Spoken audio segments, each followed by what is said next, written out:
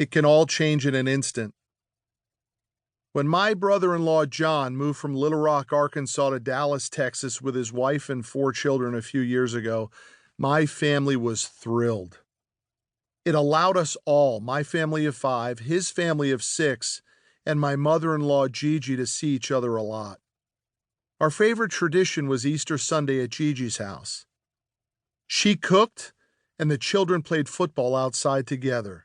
And Gigi and my beloved wife, Rocky, were able to dote on John.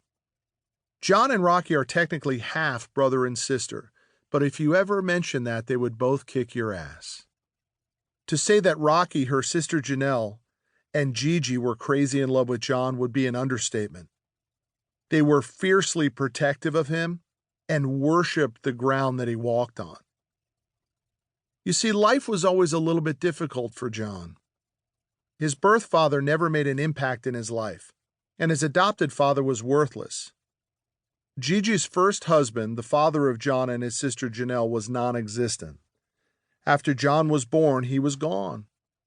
When Gigi remarried, she and her new husband had Rocky. Rocky's dad left the family when she was 11, and no one heard from him for 3 full years.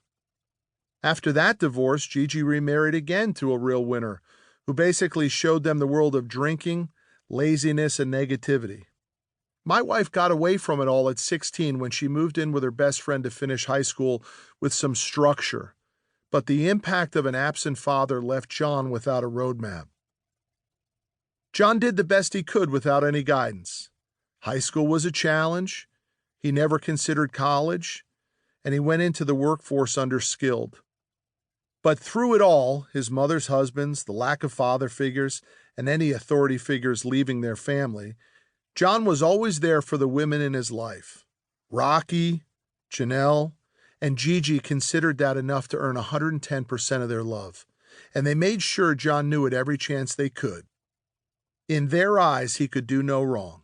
And once again, if my wife, her sister, or her mom heard you criticize John, they would drop gloves and fight you on the spot. See, John's financial situation was like chicken and feathers. At times he was eating chicken. At other times he was eating feathers. It was always an up and down situation, fueled by household moves, job changes, and the idea that the next job would be the home run. On Easter Sunday in 2014, when John and his family came to the door at Gigi's, we all jumped up and shared hugs. The kids ran outside and it had all the makings of another great Easter at Gigi's house. But when I got to John, he looked exhausted. His skin was pale and without question he had dropped weight. I hugged him and said, "Wow, John, you've lost some weight." "Maybe 5 pounds," said John. More like 20 to 25 pounds, I thought. When dinner was served, I noticed that John hardly touched his plate. Gigi always made a ton of food because of how much John and I would gulp down. But today he hardly ate a bite.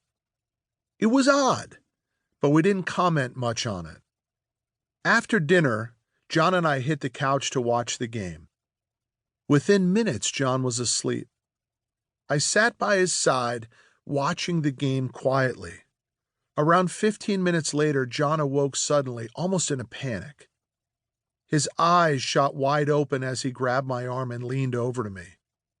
He said in a whisper, "I haven't felt worth a shit in months. I'm going to the doctor in the morning to get it checked out." That should have been that.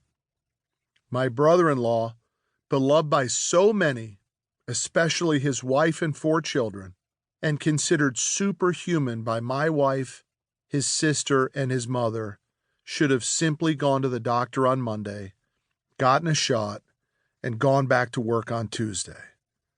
But John wasn't okay.